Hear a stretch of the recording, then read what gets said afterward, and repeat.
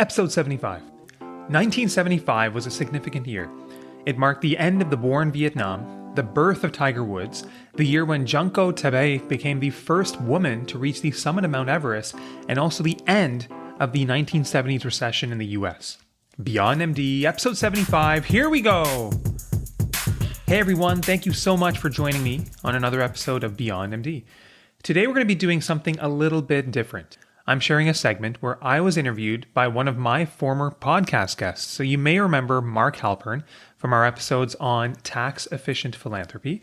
And earlier this year, Mark invited me to a live webinar on LinkedIn. And on this webinar, we talked about the 4 reasons to give. So I came up with 4 reasons why I think it's important to be charitable.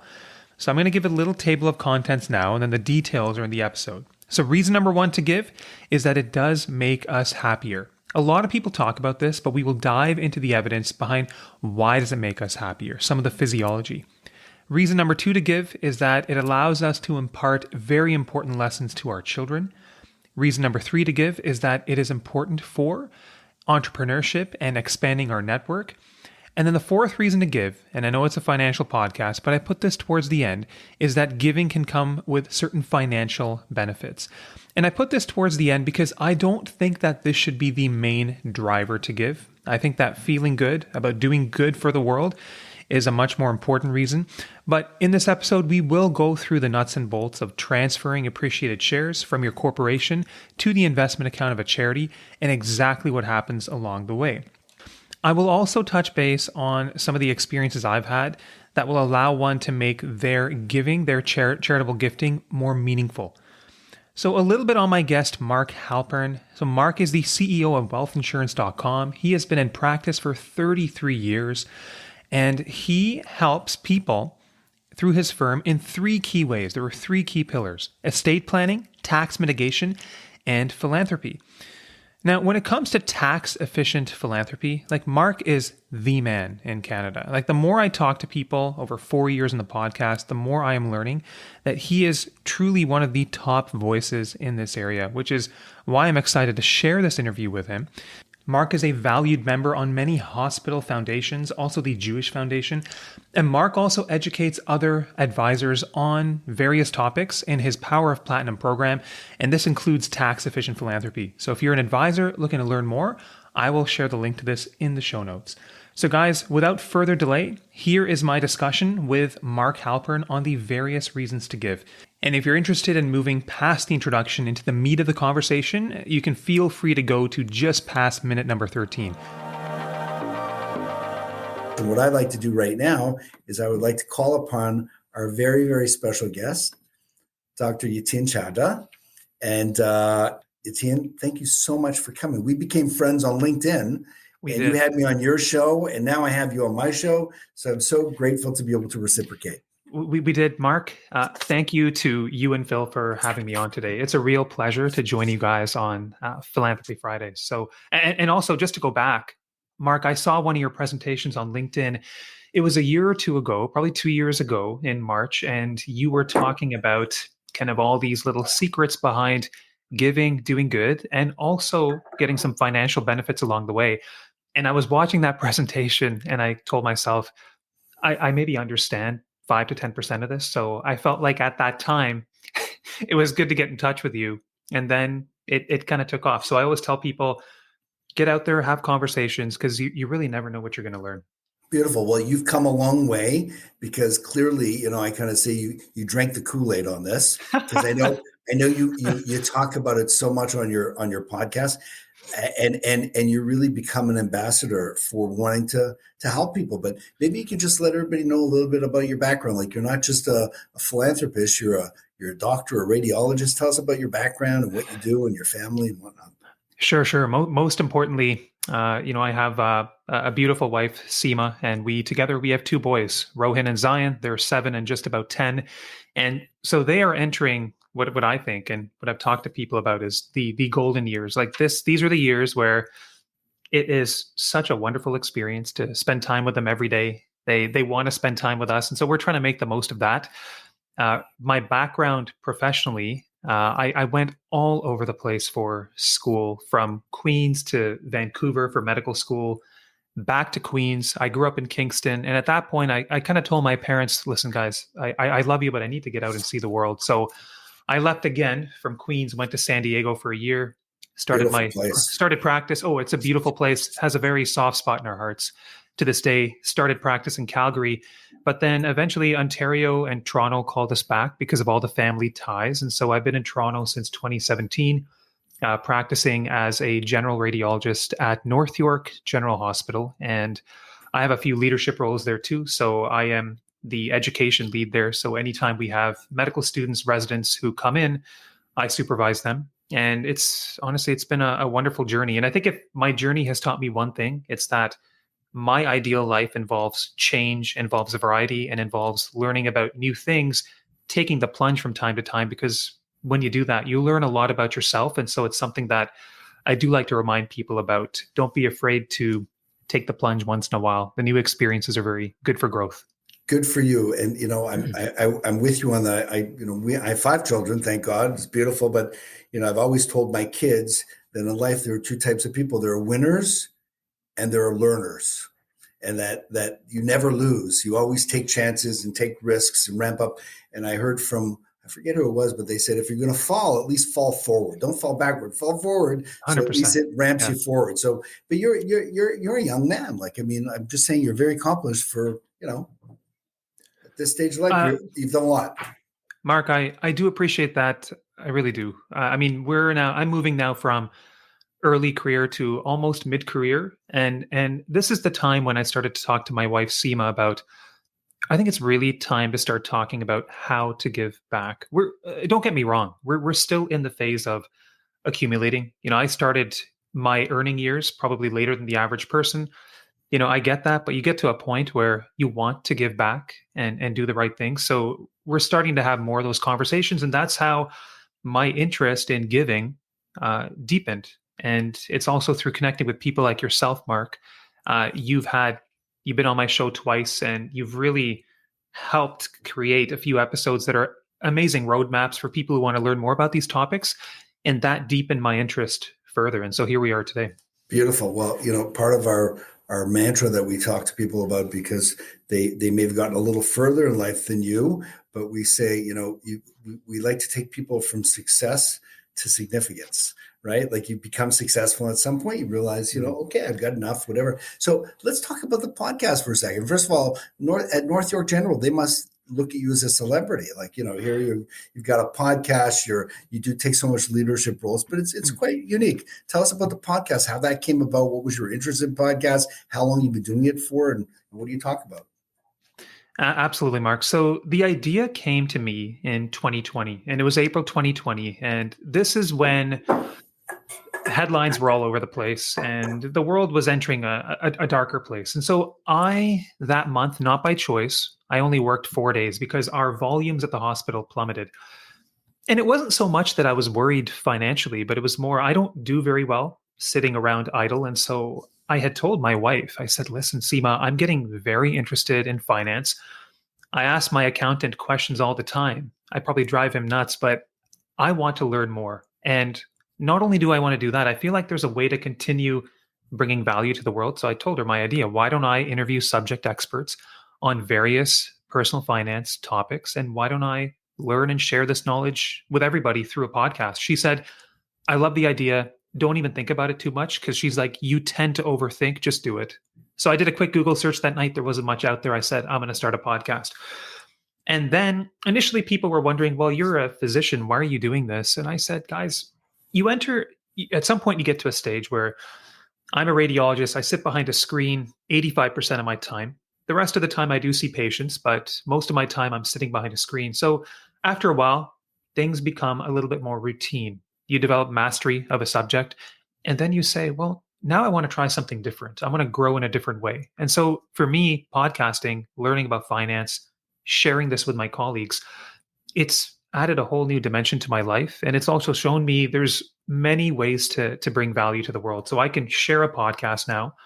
And I would say that the average episode has probably more than 2,000 listens at least. So it's amazing what you can do by putting out a piece of work that's going to stay there forever. It has that evergreen characteristic about it. And it's a great way to add value to the world grow as a person and continue staying curious in life. So that was my kind of starting point and what's kept me motivated on this path. Good for you. No, it's great. We at Philanthropy Friday, we started off as well, and we figured how many people are really going to be interested in this and topics. But we get between 100 and 1,000 people registered for each of our Wow, that's tremendous reach. And then what happens That's is tremendous. when we have about 15,000 contacts on our LinkedIn, and it gets replayed, and I hear from so many people like charities and individuals who say, Mark, I learned so much from it. I look forward to your session. So good for you. Listen, we need a lot more education. I find that's what's really lacking is there is a lack of financial literacy, basic financial literacy. Absolutely, Mark. And I have to say, you do a very good job on LinkedIn teaching people about these concepts, but also you share a lot of personal stories along the way. And when I read your posts, I often see pictures of you with other people, and I can tell that relationships are very important to you. So I think you do a very good job teaching people about these subjects in a relatable way. So I've learned a lot following you in that way as well. Thank you. I so appreciate it. Look, there's so much work to do still, but it's a marathon and not a sprint, as we say. So Absolutely. It's great. So let's talk a bit. I mean, you drank the Kool-Aid. You're on the show because it's about philanthropy, and I realize you're still a work in progress. Who inspired you? I don't want to take full credit, right? Yeah, even though I'd like to, but who inspired you around just the use of philanthropy and stuff? Because I know there's some of my friends who are also have been involved.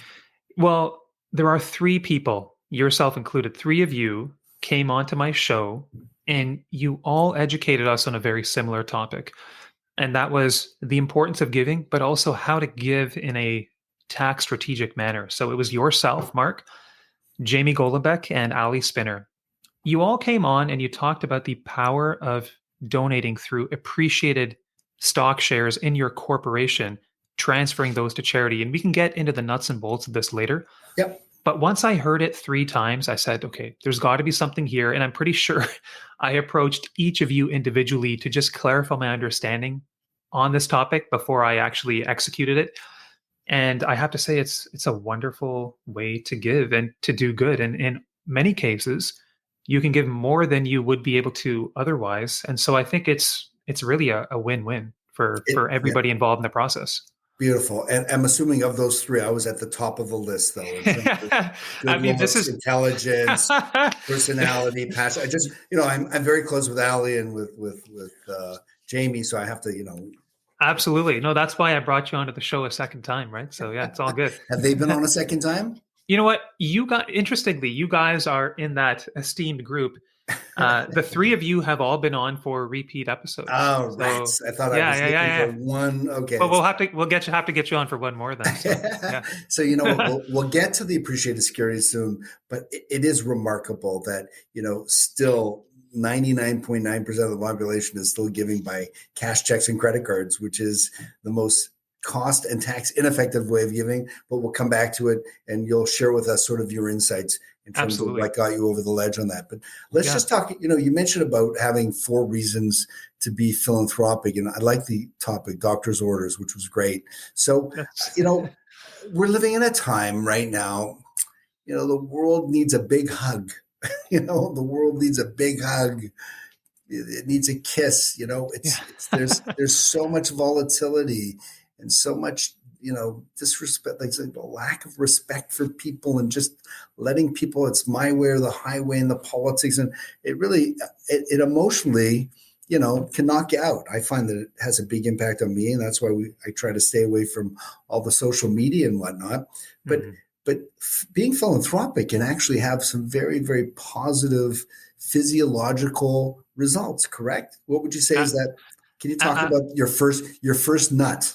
Sure, absolutely. By the way, I love your preamble because so much of what you said there, we're going to dissect all of it. So many reasons to give. I think probably the most important is we know that giving will make us feel good and will make us happier. So how exactly does that work? Let me go back to a story that happened recently. So recently, I was driving to a retirement dinner for one of our senior radiology partners in downtown Toronto, and I was on the Gardiner, and I exited and I hit this wall of traffic. I was stuck on a ramp, The traffic didn't move for half an hour. People who know me well, my wife will attest to this. I don't do well in those situations. I grew up in a small town in Kingston. And so I could feel my blood pressure was rising. I was not happy. Literally, I didn't move anywhere for 30 minutes. And then there was a man on the ramp, and I could see he was looking for money, wasn't well off, and I could see he needed some help. And so in that moment, Mark, I was thinking, like, okay, what is a way in which I can not only help somebody else, but lift my own spirits here? So I just happened to have a $20 bill. I gave him the $20 bill, and he kind of looked at me in shock. And I just said, no, sir, just please take it, do some good with it. That uplifted my mood immediately. And when you look at the evidence behind giving, people have conducted experiments around the world, different geographies, different age groups. They have given money to students at UBC, to people in South Africa, India, in Uganda. And what they have found that if they gave people two options, you spend the money on yourself or you go ahead and spend the money on someone else. And they followed up with those people to gauge their happiness scores. Universally, people felt better when they spent the money on somebody else. And that holds true for everyone across the world. And it doesn't really matter on your income level. So some people will think, okay, I have to be really, really well off to start the giving process.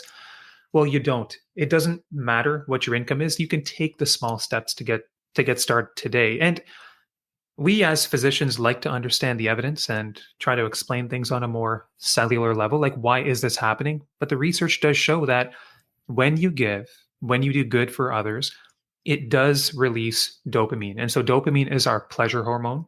It makes us feel euphoric. It makes us feel good. And I think that's the mechanism behind all of this. So there's ample evidence as to why giving makes us feel happier. And I think that's a great way. And to be honest, just talking with you about this topic, it's uplifting for me on a Friday. So that's reason number one. That's fantastic. And I agree with you. I find that, personally, as a religious Orthodox Jewish person, our goal in life is we're supposed to emulate, the Almighty. We're supposed to be, and the ultimate of the Almighty is giving. You give, and the way you do that is you reach a spiritual part of you. I find it really does touch your soul. The challenge, and I want to ask you for your opinion on this, is we see that there are two types of people in this world. There are those who give, right? And then there are those who don't give. Like, why is it that these people over here give and these people over here who I've met, physicians, I'm not going to, just so happens I'm thinking one physician worth about $10 million that gave away $254 that year. Why is it that these people give and these people don't? Because there's a lot of those people, and those people need to see or understand what you're saying. And those people who are already giving need to tap into it even more to be even more impactful. That's a great question. I think when we think about money, we think about what can we do with the money? We can save it, we can spend it, we can invest it. But there is one other really important piece, and we can give some away. And I do believe that last part, the giving, right off the bat, it's probably not discussed as much as the other things. Speaking for myself and my colleagues, also, I know that many of us who did start earning a little bit later in life, naturally, and this has happened to me too, Mark, naturally there's more of a focus on accumulating wealth, especially in those early years, especially in that first decade, to plant those seeds for the future. Yeah. And because so many of us start earning later, so many of us enter the world with a lot of student debt, it's really hard sometimes to take your mind off of the wealth accumulation. But if you take what we just discussed about how giving is tied to happiness and you follow the evidence, I think if you take that evidence-based approach, that can hopefully sway some people to start thinking about this a bit earlier in life. But that's my take on it. Beautiful. Okay. So, yeah. And I understand the pressures of having a young family and children and all the bills and your profession. I get that. So really, as a doctor, what you're saying is that, people are looking to live more healthily and with more, more energy and more, passion in their life. You're saying that becoming philanthropic could be the prescription for something great like that. I think it can be an important piece of the puzzle. Absolutely. Okay, good. Yes. So everybody, you've heard that from the doctor. Take note, okay, that that being philanthropic can improve your physical and emotional well-being. Absolutely. Good. Okay. And we often say, that the apple doesn't fall far from the tree. Like I've found that people are giving, they learned it in their home, they learned it in their synagogue, their church, their mosque. They just got that DNA very early on. The challenge right now, I feel, Yatin, is that, the next generation, I'm 62, I don't know, whatever, I still feel like I'm 21, but it's passing that along, that torch to the next generation, especially in a time where everybody's got ADD, our attention span is 30 seconds maximum. There's fads, there's fashions, there's advertising. Why is philanthropy so important with regards to our kids and the next generation? Oh, yeah. So getting back to what can you do with your money? We talk about saving, we talk about spending, we talk about investing. I talk to my kids about all these things, and now I've introduced that fourth element. You can give some away. So going back a couple weeks ago, I was in the car with my family. We were just driving in our neighborhood, and then I saw a boy on the side of a road. He was sitting behind a table, and he was selling things. So my wife and I said right away, let's stop. Let's go support him. Let's see what he's up to. I love And those so, two. Whenever I see a lemonade stand, I'm the first guy yeah, that yeah. By the always. way, so lemonade stand. I'm We going didn't do with it last this year. afternoon. This Yeah. afternoon, I have a lemonade stand and someone who actually is selling chillent at their lemonade. Okay, but anyway, go ahead. That's something I want my boys to do this summer. We're going to do it. We're going to make it happen. But this boy, we got out, we went and talked to him, and I said, "What are you doing?" And he said, "Well, I'm selling some snacks, I'm selling some candies. Half of it is going to go to Sick Kids Hospital, and the other half I'm going to keep for myself. There's a few things that I'm hoping to get later in the summer, and I'm trying to save up, but I'm trying to help the hospital too."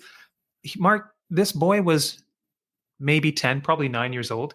I was blown away. I just felt so in the moment, I didn't have any cash on me. I wanted to support him. I said, "Is there any way I can support you?" He said, "Well, you can make an e-transfer to my mom. So this is her email address." And I was like, okay, I pulled out my phone. We each took an item.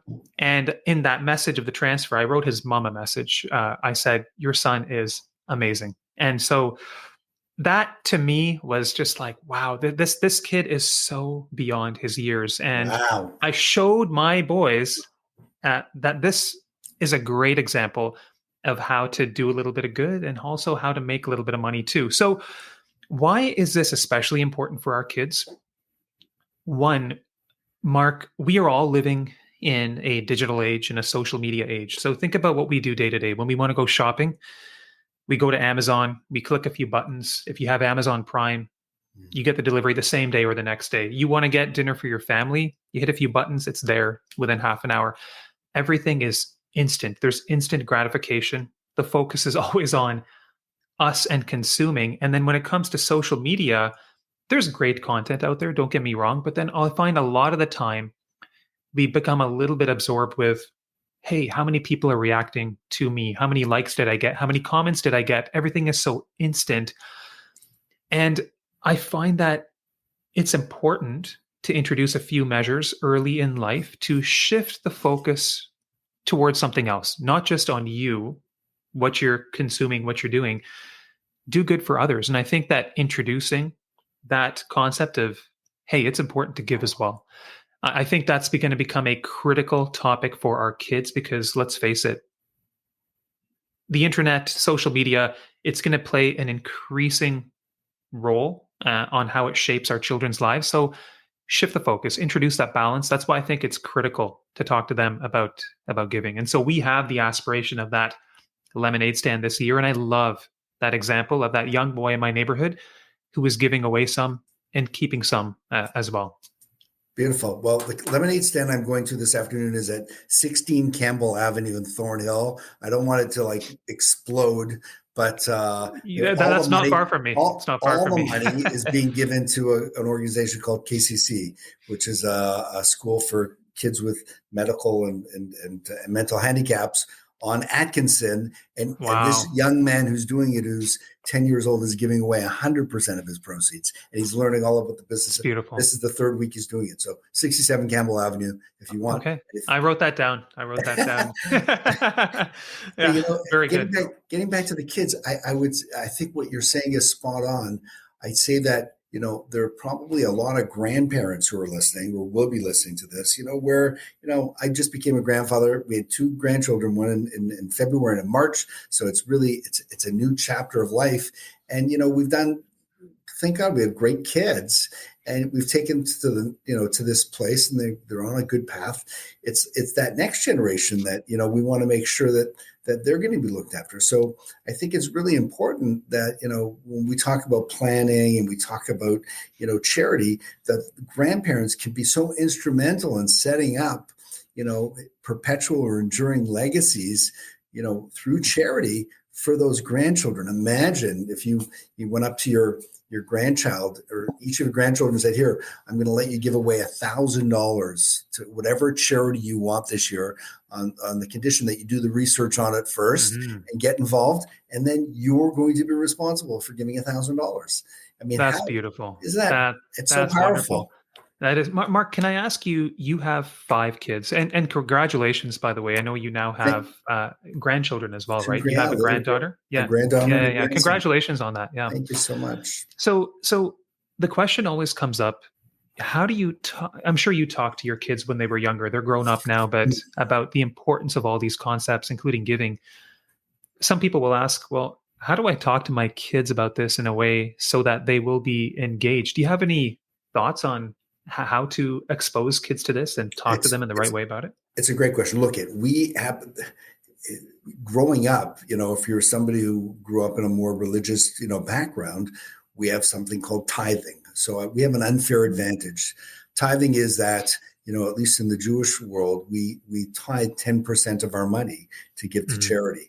And I'd say that the challenge with giving away money, especially our kids grew up. So when they received birthday presents or mitzvahs it was always 10% doesn't belong to me. Now, it's very hard if you have $1,000 and now you're giving $100 away to somebody else. It seems like it's a big crunch, But if you go ahead and you say, let's say you took the $100 bills, so you had 1,000 of them, you had 10 of them, right?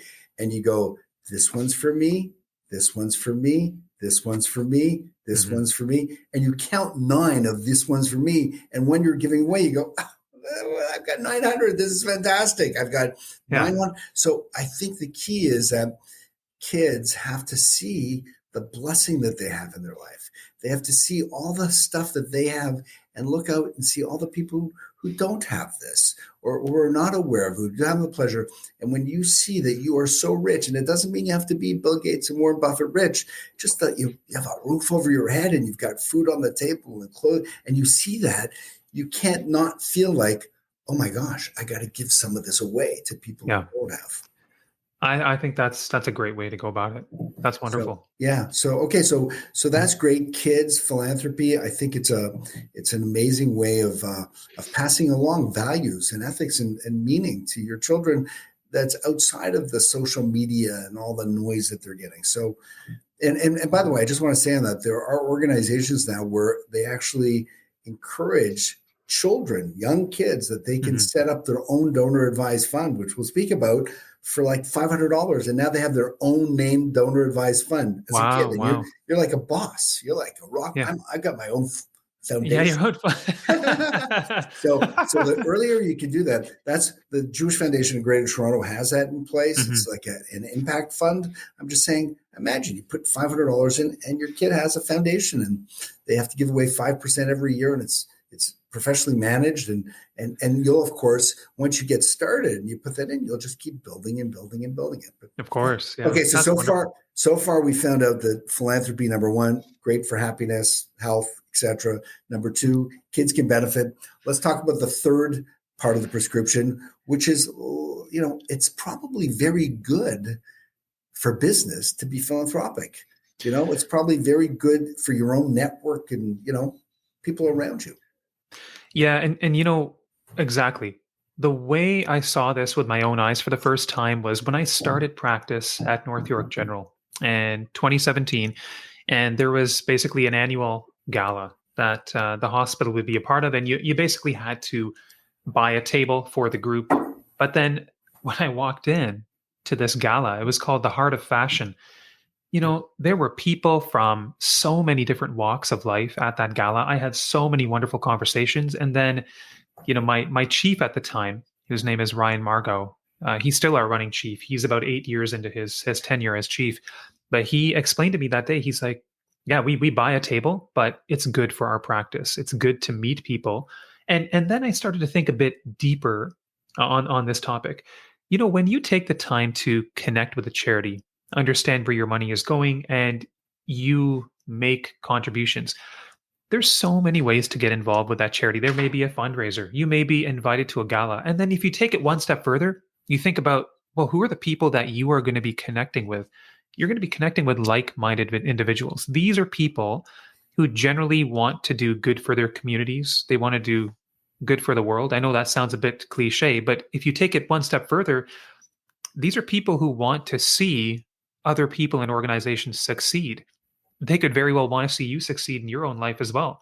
And when I reflect on my own journey and what it took to get me to where I am today, there's so many people like I have to thank along the way, because you don't get anywhere without your network. And I think that charitable gifting, you can meet some really impactful and smart and interesting people that way who genuinely want to see other people and organizations succeed. So I think in that way, and I've seen it through my own eyes, especially through that Heart of Fashion, we had donors at that gala, and they were talking to us about, hey, we know that the hospital, for example, needs a new MRI magnet, and we talked about that, and we knew that these people were going to be supporting us on this journey, right? So it makes your goals for the short, medium, and long term possible. Great for business, great for networking. Another reason I think to give. Beautiful. By the way, just a reminder, please, that the chat box is open. Please, if anybody has any questions for Dr. Chadha or for me as we go along, there's also some posting of some sources and whatnot. I couldn't agree more. And I think that people like to do business with people who are philanthropic, for sure. And we've identified, we actually have a great article called 10 Ways to Become a Philanthropic Entrepreneurial Business Owner or Professional, where we break down 10 ways to incorporate philanthropy into your business, which would include, in my case, working with outside suppliers, where I explain to them how I tithe money, right? And it's important to me. And I explain to them that if we're gonna be partners as opposed to suppliers, then what I'd like you to do is I'd like you to tithe whatever business I get you and give it to our charitable foundation. You'll get the charitable receipt, but we get the fame to give more money away. And we've, as a result, created hundreds of thousands of dollars that way. I've only had one time where somebody did not agree to that, but that's fine. It's not, we're not putting somebody's arm behind their back, but people, it resonates with them. So if anybody wants that article, please reach out. I think it would be a great thing for you to learn about for your own sake and also to share it with other people. I'm not surprised that your proposal was resonating with so many people, Mark. Like that's something that's really, really hard to turn down. I'm glad it worked out so well for you guys. Thank you so much. Okay, so far, good for health, great for kids, growing your network, developing. Let's talk about the fourth prescription. And that's the one that I think, I like to talk about. It resonates with what we're talking about, that there are some financial benefits to being philanthropic.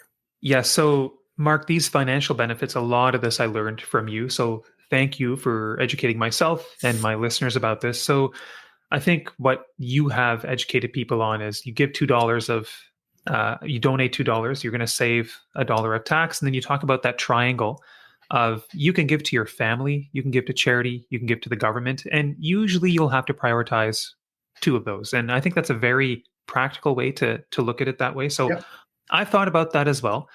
And then after you and a few others, like I mentioned, educated us on my podcast, I decided to put this into action last year. So my wife and I, we got in touch with a charity, and I'll talk about how to make this really meaningful in the next segment. But we got in touch with a charity, and I decided, knowing what I know, that transferring some appreciated shares would be the most tax efficient way to give. So I had some some appreciated stock in my corporation, and I wanted to give some of that over. So it was a very seamless process. I thought it was going to be quite a bit of paperwork. And in fact, when I called the charity, the individual who picked up the phone, they said, "You're the first person to ask us about this. I don't know the answer. Let me get back to you." I'm really glad that they did some digging behind the scenes, but that moment right there, Mark, told me that I don't think enough people are aware about this. And I even told them, I was like, guys, you should have maybe a little section on the website that says you can donate appreciated stock, make people aware about it. So they got back to me and they said, absolutely, we are a registered charity with an investment account. You can transfer your appreciated shares to our investment account. I called up my bank and they were actually able to do it within 24 to 48 hours. It was way faster than I thought. I filled out a few pieces of paper. It was really, really easy. And so the benefit of this is, let's use an example. Let's say you one day bought a stock of a company for $5,000. And let's say that grew quickly to $20,000. And let's say you want to transfer all of those appreciated shares to a charity. So the difference between 5,000 and 20,000 is that capital gain of 15,000. That's going to accumulate tax-free. The charity gets the entire amount. You get a tax receipt for your company in the entire amount. And then that capital gain, that $15,000, if you have that retained money inside your business, inside your corporation, you will move that same amount to your personal hands tax-free through your capital dividend account. Just think about that for a second. With all of the tax changes that are being proposed, to spend $5,000 to move $15,000 to yourself tax-free, you spent $5,000 to move $15,000. That's almost insane. It's almost too insane. good to be true. I know. But meanwhile, the government has introduced 25 pieces of legislation since 1995 to make it more efficient for Canadians to give. But that's a beautiful idea. Like, you and that 15,000, if you would have pulled that out on your own, you would have paid half of it in tax, right? Exactly. So you've only spent $5,000 to get that $15,000 out of your corporation. That's insane. So that really stuck with me. I was just like, okay, they keep coming out with a new set of rules about every 5 years to target corporations.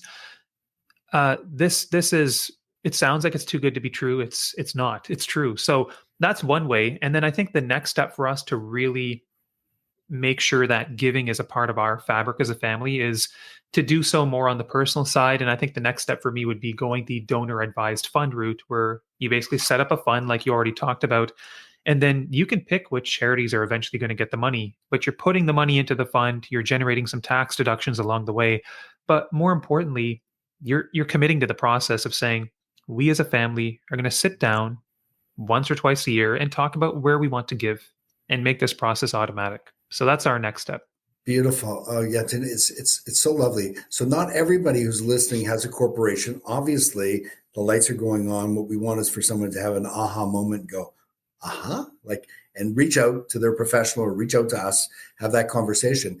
But it does hold true again when donating personally, which I think most people have to realize. In that same scenario, if it was $5,000 of the cost and now it's up to $20,000, if they were to sell that stock, they pay taxes on the $15,000 of capital gains, which with the new budget, it's now going up to 2/3, not just 50% inclusion rate. So it's going to get more prohibitive for you, but better for charities. Okay. Yeah. But if you donate that $20,000 to charity or to your donor advised fund, you pay no capital gains taxes and you get a charitable receipt for the fair market value. So it works both ways, but certainly corporate situations are great. And I'm glad to hear that you're going to be setting up this donor advised fund. I think you're going to love it.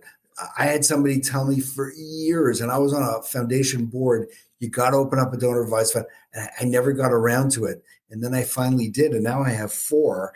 And they're such a pleasure to use. And then there are certain ones, like even online, you can go to mycharityfund.ca, which is an amazing donor advised fund where you can navigate everything. Or out west, there's GiftWise out in BC. They've got an amazing online navigation system as well. So the key is just go ahead and find an opportunity to start and put the money in and just start playing with it. And you're going to fall in love with donor advised funds.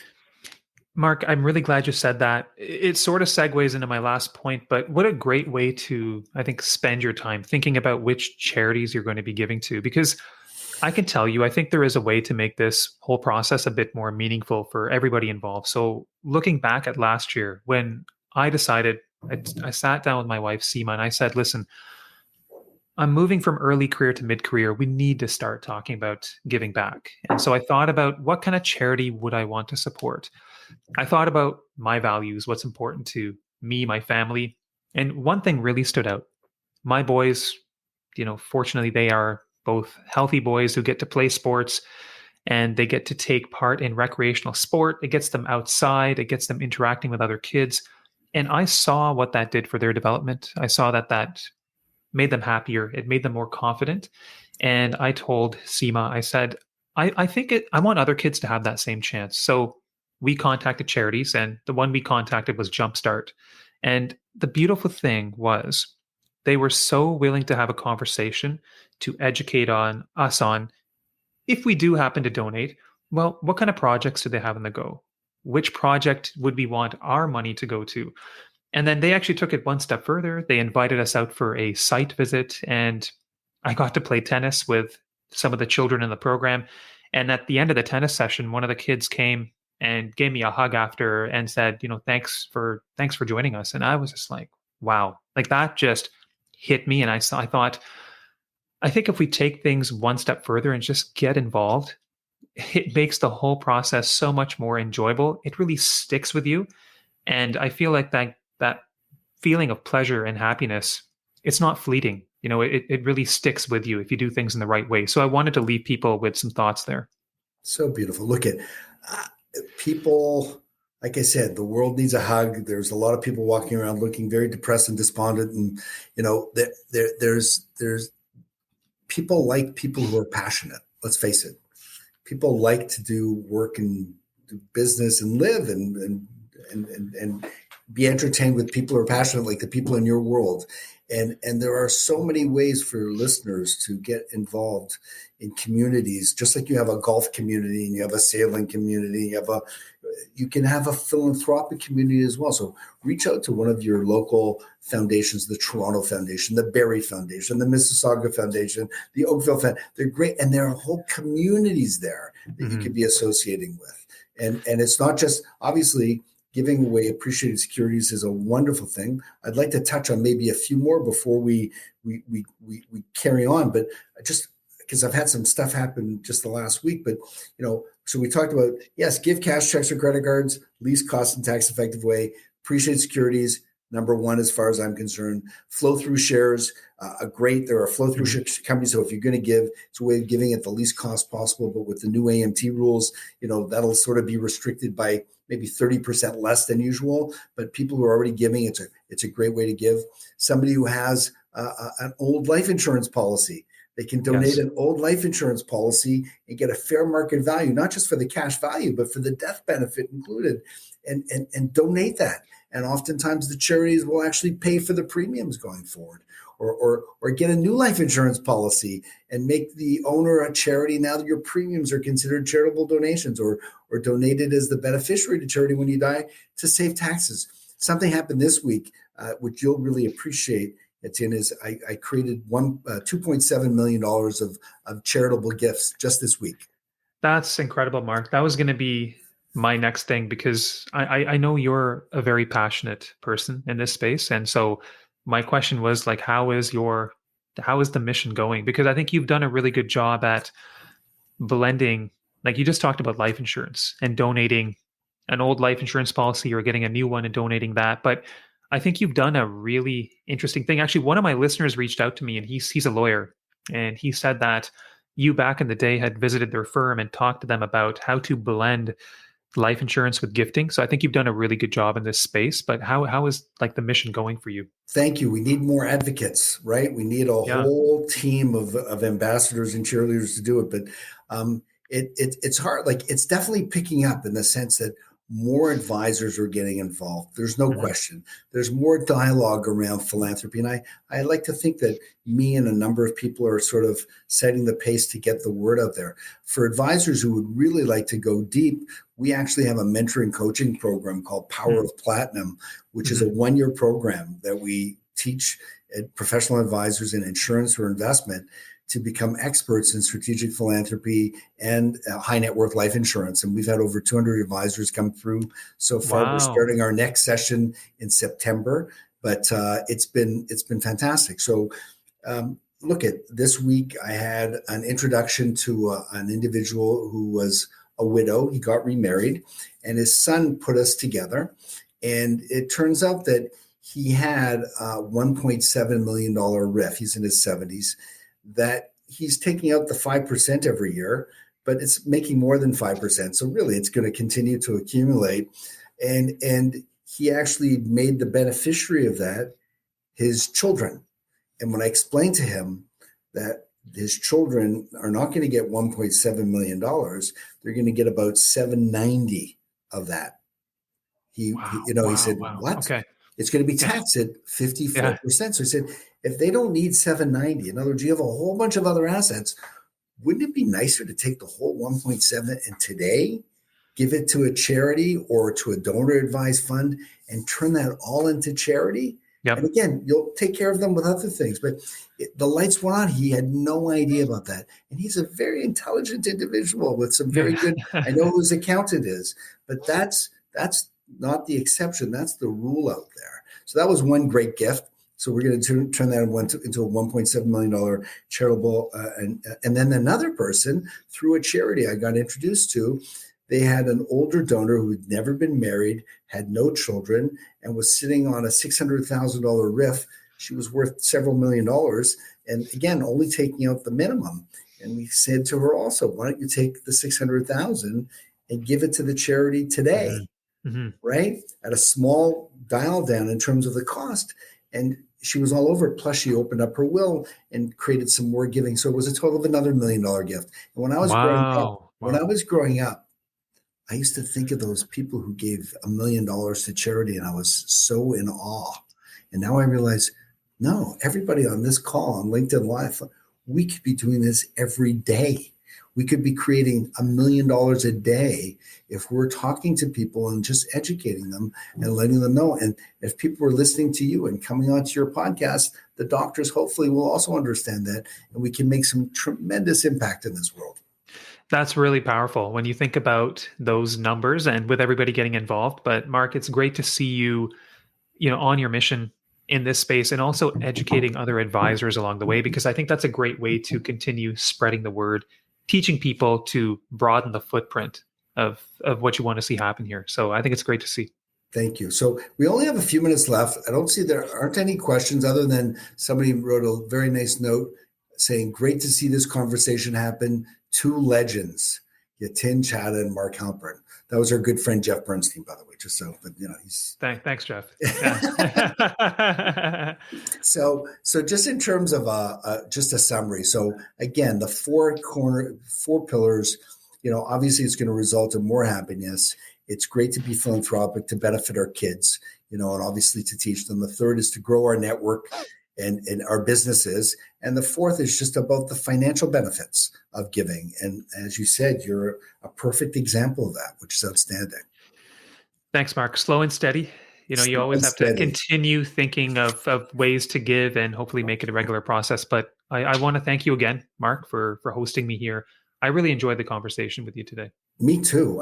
First of all, I got to learn more about you and the stuff that you're doing, which is great. So please, everybody should reach out to Yatin and again, check out his podcast, which is fantastic. Every one of them has really good guests, and it's real meaty stuff. It's not like fluff. You're getting a lot of steak in there. So it's thank you for spreading the word. Pleasure, Mark. Yeah, what we're trying to do is basically create a financial literacy curriculum on that podcast. And so I really think charitable gifting deserves a place there. So wonderful to connect again, Mark. Enjoy your Friday and the rest of the weekend. So under reason number 2 to give, which is to impart important lessons to our children, I think Mark said something really important there.